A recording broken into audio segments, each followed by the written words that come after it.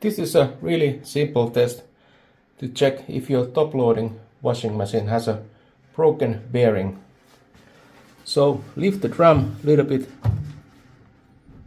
and if you don't feel any gap, the bearing is fine.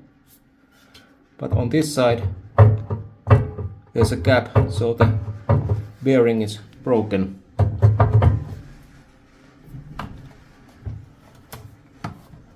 And if you spin the drum, you can hear the grinding noise also.